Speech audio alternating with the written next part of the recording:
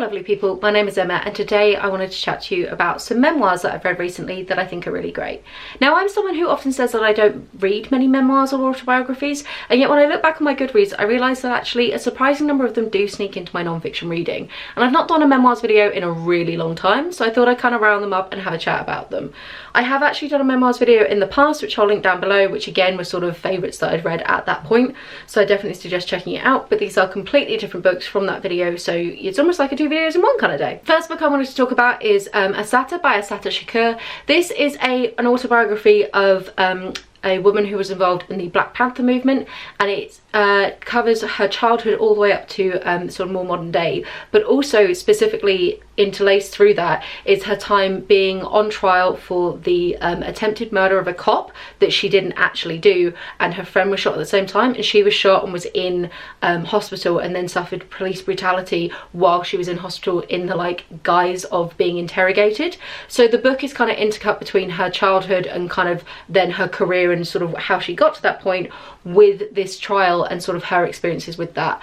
It's an incredibly moving memoir. It's a really interesting part of history that I knew nothing about, and the injustices will definitely make you unbelievably angry, and I really liked the structure of it with this intercut courtroom, because I definitely don't like, one thing I don't like about memoirs is this let's go back to my childhood and review everything, because let's face it, most people's origin stories aren't that interesting, whereas the scenes with the courtroom kind of helped to keep everything moving and kind of kept my interest at the points which I wasn't as bothered by. And then we got into her actual career, and again the kind of juxtaposition between the unfairness, what she was experiencing, and that kind of mounting rage as she got to that point was definitely really interesting as a reading experience. The next book I want to talk about is A Forger's Tale by Shaun, Greenhalgh, Confessions of the Bolton Forger. So this is a guy who was found guilty for forging thousands of different pieces of art basically through a wide variety of techniques, and sold them off and made a lot of money doing some incredibly sketchy stuff. This looks at his earlier experiences with art, how he sort of started to dabble in this world, and then how he progressed to the point where he was selling and making a living from them. It goes into a lot of detail about his different art techniques, which for me was definitely the most interesting. It's kind of doubling as an history of art, as in history of art techniques kind of book, and Shaun has a really interesting distinction between artists, of which are the people who he's emulating, and then him being a craftsman, whereas because he's not creating originals, he's merely mimicking what is in front of him. And I found that, just from a philosophy of art perspective, a really interesting distinction that he makes repeatedly in the book, and I don't think he's really aware of, and it's sort of more of an accidental conversation, but was one that just really I found fascinating as a divide that he was making. It then details his downfall, his time in prison, and sort of what he's up to now, but definitely a fun read. It's not as well written as some other things on this list. He's definitely not a writer, but I do think it's a really interesting sort of true crime, victimless crime, doubling of fun art history kind of book that just was a fascinating tale that I really knew nothing about. The next book is Strong Female Character by Fern Brady. This is a wonderful memoir from Fern Brady, who is a Scottish comedian, and it details her career, but it also details her childhood basically with undiagnosed autism, and then about her getting a diagnosis of autism and her experiences with that, especially being a woman with autism, because it's something which is often underdiagnosed and is represented in different ways in women than your sort of traditional savant character that you see on screen. So very, very interesting experiencing that and sort of getting to see inside her head, and then also looking at her comedy career in general. She has a lovely writing style. There's obviously going to be a lot of jokes and levity in it because she is a comedian, so she definitely balances those more intense conversations with lightheartedness and her sort of brand of really dry, strong humour. And I listened to the audiobook, and it is narrated by her with her wonderful Scottish accent, so I really enjoyed that as an experience. This is definitely a book that's taking a lot of people by storm. It's kind of gathering a lot of traction, so I think it's definitely worth one to read. The next book I have recommended quite a few times on this channel, but I just freaking loved it so much, and that is The Way Through the Woods by Litt Woon. This is about overcoming grief through nature, and it is about the author's experiences losing a husband relatively young, and her experiences with grief, and then finding her way back to herself through mushroom foraging. So you get a lovely double whammy of this sort of memoir of her life and this experience that hopefully many people can't necessarily relate to because they haven't lost somebody that young I really hope. But then also you get the like nature writing side of things, learning about mushrooms and about mushroom foraging as a sub hobby like in its own right. So it's a sort of lovely blend. Long Litt Woon has the most gorgeous lyrical writing style. It is honestly such a stunning book. I sat and like devoured it in one sitting. It's so good. So I definitely recommend it, especially if you are a nature writing fan. The next book is actually a YA book, and this is All Boys Aren't Blue by George M. Johnson. This is a book by an LGBTQIA activist, George M. Johnson, which looks at his childhood, adolescence, and sort of his experiences, realizing that he's gay, trying to come out in, I believe he lives in New Jersey and Virginia, so like not necessarily the most accepting of areas. And it is also a look at his experiences being a black man and queer, and sort of how those two identities intersect, and sort of some of the violence he's faced, but also the trying to kind of come to terms with himself. It is YA, and it's written in more of a like chatty colloquial style because it is aimed more towards teenagers, but I think it's an incredibly important book that needs to be out there, and was also a very interesting read. And the chatty style I really liked. It made it quite a quick, light read, even though it was quite a heavy subject matter. And this was hugely popular on BookTube. I want to say back in 2020, maybe in 2019, but like everyone was reading it back then for good reason. Also, it's kind of nice to have like more YA non-fiction. I do feel like that's a subgenre that definitely kind of gets missed out. It's sort of you get left with like textbooks or nothing else. So really interesting to have a memoir that is more specifically targeted towards a younger audience. The next book is Unfollow, A Journey from Hatred to Hope by Megan Phelps-Roper.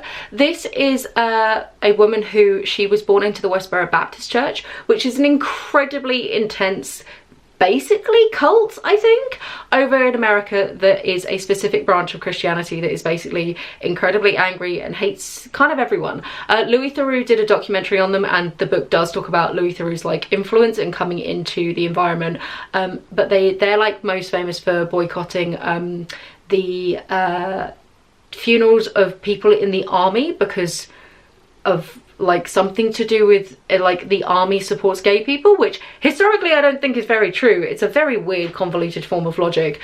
So yeah, very bizarre, very interesting kind of people.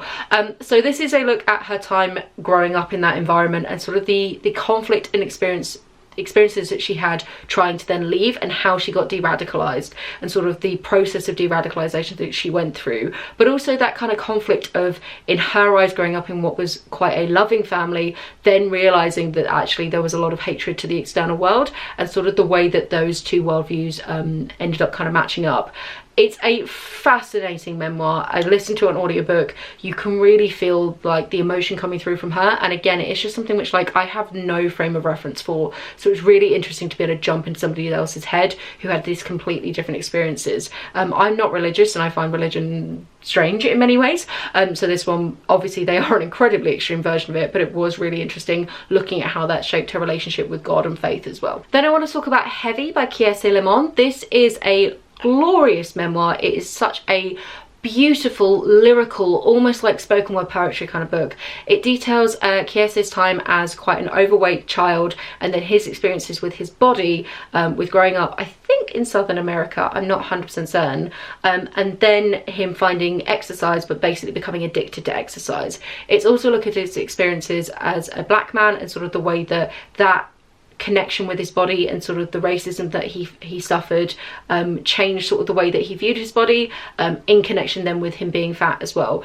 It's a very emotional read, but like I say, it has this incredible lyrical rhythm to it that I listened to it on audiobook, and it was such a beautiful writing style, as well as it being a very emotional read. And he has a very intense relationship with his mother, if I remember correctly. So all in all, just like a fascinating read all round. Then I want to recommend Into the Planet by Heinerth. This is a woman's life as a cave diver. This is incredibly cool, and again, if you're into more of the nature writing side of things, this will be totally up your street. It's about her experiences finding diving, first with scuba and then getting into cave diving, some of the big dives that she's done in her career, some of the Guinness World Records that she holds, but then also the tragedy that can be that sort of happens when you are a cave diver, because it's an incredibly dangerous profession or sport depending on how you do it, and it sort of looks at some of the people that she's lost on the way and some of the close calls that she's had. The book opens with her and a couple of her colleagues getting trapped inside an iceberg. so freaking cool, pun not intended. And yeah, it's just such a fascinating, really interesting read. I loved so many elements of this, and I actually have a whole video dedicated to books about diving and scuba diving, so I will link that in various places that you link here. I listened to this when I would go out cycling during COVID, when, you know, like everyone was exercising way more, and it really like spurred me on to do longer cycles, because I was like, if Jill can get out of an iceberg, I can do another couple of miles or whatever.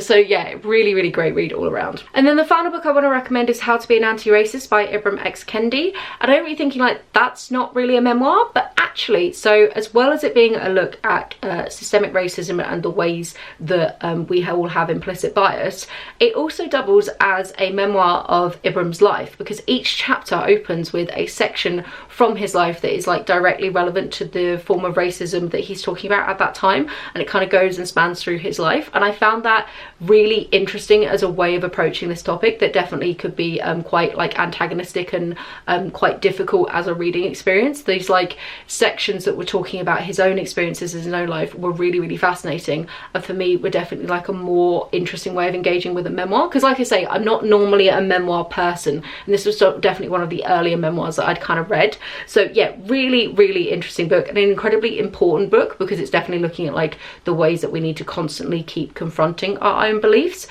So yeah, great read all around. So there you have it. Those are a bunch of memoirs from quite a wide different range of people and people's sort of lifestyles, I guess. Do let me know in the comments down below if you've read any of these in particular, or if any of them are going to make it onto your TBR, and do you agree that they're all actually memoirs? I find the distinction between a memoir and an autobiography incredibly weird and confusing, and I guess some of these you could argue they're not really memoirs, they're actually like other books that just happen to have chunks of somebody's life in them. So do let me know in the comments down below, what do you think? What actually makes a memoir, and do you like reading them? Have a wonderful reading week, and I'll chat to you soon. Bye.